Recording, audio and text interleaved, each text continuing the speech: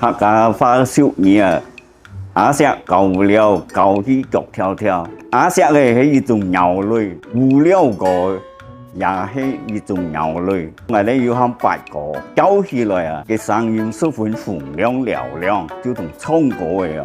阿石嘅叫聲都比較敦促嘅嘶啞嘅。我哋客家人用阿石嘅教唔了，教起腳跳跳嘅暗意，某一種人啊，佢嘅知識唔係話十分廣博。